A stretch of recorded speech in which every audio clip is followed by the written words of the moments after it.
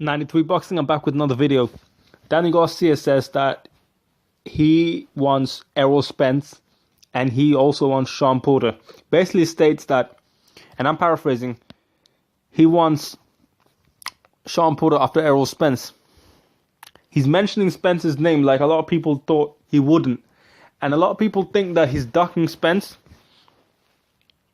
But he will eventually fight Spence. And Garcia versus Spence is a way better fight than people think.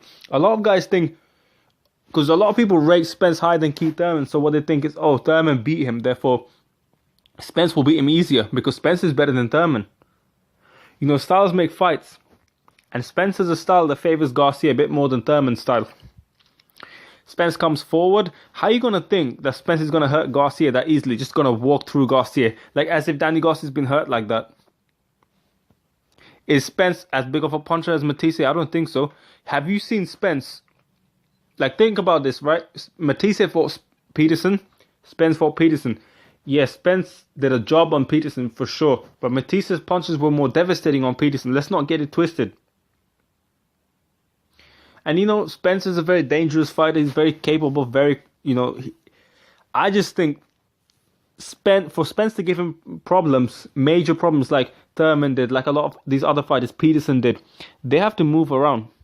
They have to be able to... Spence has to be able to move around like those fighters. And he doesn't move around.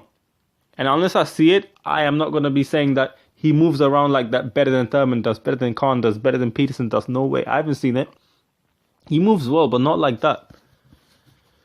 You know, Danny Garcia has problems with people coming forward. With him coming forward. Danny Garcia is a guy who doesn't like to cut the ring off, who doesn't like coming forward. But when it's a guy coming towards him, a lot of times he has success. People forget that. People just think black and white, thinking, in my mind, Spence is better than Thurman. Oh, therefore, if Thurman can beat Garcia, Spence will, do a destruction on Garcia. So, I don't think so. And I think he beats Porter as well. A lot of people are thinking that Danny Garcia will not will not go through Porter. I think he'll go through Porter. I think he'll do well. Might even beat Porter more convincingly than anyone did. We guys have to keep in mind, right? Porter is not a huge puncher like people think he is. He knocked out past prime Paulie Malignaggi, but he's past his prime, man. Sean Porter is not all that. He's, in my opinion, the most overrated welterweight, possibly the most overrated fighter in the world. He's not a huge puncher. He's not that highly skilled when it comes to boxing ability. How is he going to hurt Danny Garcia? Has he got the power? No. I mean, they all have power to hurt each other, but it's very unlikely that he hurts Danny Garcia. Because Garcia has a hell of a chin. People forget that. Garcia's chin is more tested than anyone at welterweight. How about that? Danny Garcia's chin is tested more than Thurman's, because remember, Thurman himself is a big puncher, and Garcia took it well. Matisse, big puncher. I think bigger puncher than Thurman. Garcia said it himself. I wasn't surprised when he said it himself. I think Danny Garcia has a chin, and it will be very hard to hurt him. And if you're there coming forward against Garcia, Garcia will be able to throw a lot more punches and land a lot of punches, because Garcia loves to counter punch. It's crazy how they underrate Danny Garcia. Danny Garcia is one of the most underrated fighters out there, if not the most. Guys like Canelo, Danny Garcia, Amir Khan. There's a few guys out there that I'm forgetting to mention the names of, but they're all underrated fighters, and people are missing out. They're missing the whole picture, I feel. I feel like Danny Garcia can give him problems, major problems. Whether he beats Spence or not, we don't know. But I see that fight as a 50-50 fight so far. Maybe leaning towards Garcia. There you go, I said it. Controversial, right? I could be wrong. But I don't see Danny Garcia getting knocked out or stopped like that, man. Just because Errol Spence knocked out Kell Brook. At the end of the day, we don't really know how good Kell Brook's chin was. You know, he went up to fight Triple G, and Triple G has power, but again, we don't really know. Like, that's not Kell Brook at 147.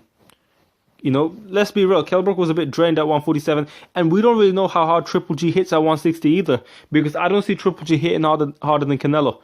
When Canelo and Triple G fought, we could hear Canelo's shots. We could hear it. We couldn't hear Triple G shots like that. And Triple G's punches, they didn't have the same impact as Canelo's punches. You know, basically Canelo was hitting harder in that fight than Triple G was. Full stop.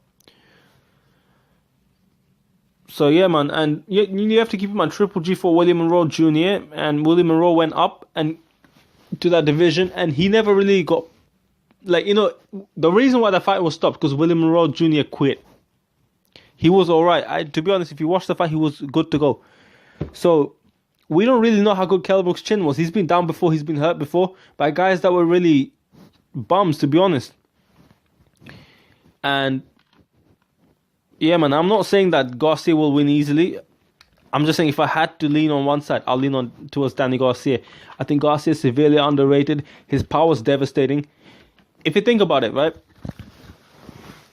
Spence has knockouts, Spence has stoppages, and he's a dangerous fighter. He knows how to break people down. That's the main reason he gets a knockout over, like, for example, when he got a knockout over Leonard Bundu, it's mainly because he can break people down rather than him hitting harder than Thurman.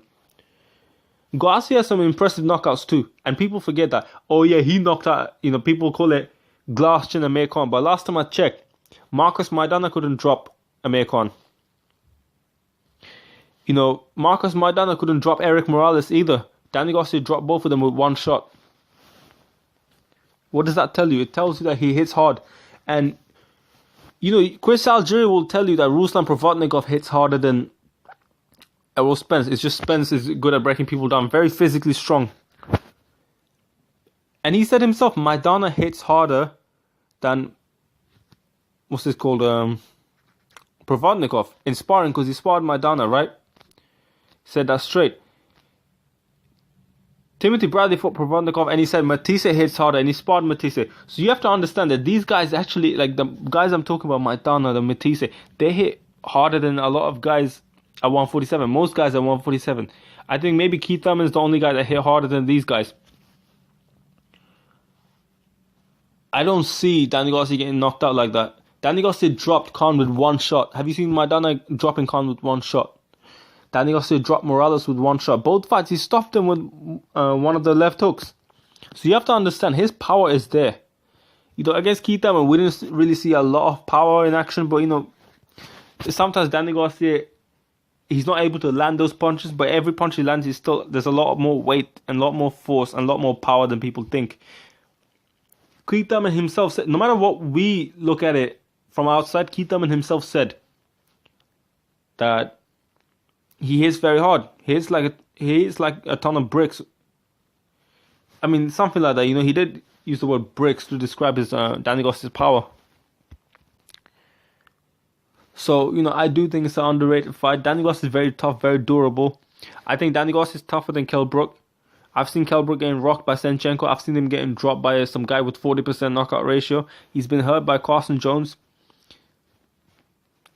Danny Garcia is a fighter that is underrated, very underrated. And I think Danny Garcia, within a year or two, he will be one of the main men at 147, if not the main, like top 2, top 3. The scenario that we have right now at 147, where it is Keith Thurman, Sean Porter, Errol Spence. These are the guys that are like the top guys, right? I think, and previously we had what? Initially we had Keith Thurman, Sean Porter. Those are the two, but I think Sean Porter's kind of falling off. This is his final chapter in terms of being the top elite fighter at 147, like the very, very high elite fighter. I think Danny Garcia will close that chapter. I think Danny Garcia will show him why Sean Porter's not elite. Not elite. I mean, he's elite, but he's not elite, like in the highest level.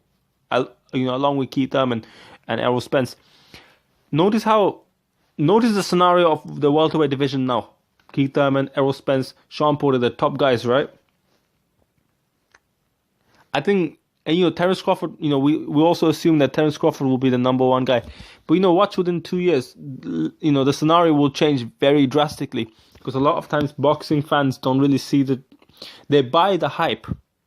They ride with the hype very quickly and they think black and white. When I say black and white, I'm trying to mean like, I don't mean race. I'm talking about like, when I say black and white, I'm trying to think that they think very simple, like simply, if that makes sense. Like they think very black and white, meaning like they don't think in a complex manner. They can't think complex things through. Like when they see, Keith Thurman beat Bundu, but Errol Spence beat Bundu easier, that means he'll beat Keith Thurman as well. But that's not how it works. Styles make fights. Manny Pacquiao beat Bradley beat Marquez. So you would think, oh shit, if Pacquiao faces Marquez, Pacquiao will dominate Marquez. That never happened. Let me know what you think. Don't forget to comment down below. Subscribe to my channel. This is my new channel, 93 Boxing. I'm out. 93 Boxing, I'm back with another video. Danny Garcia says...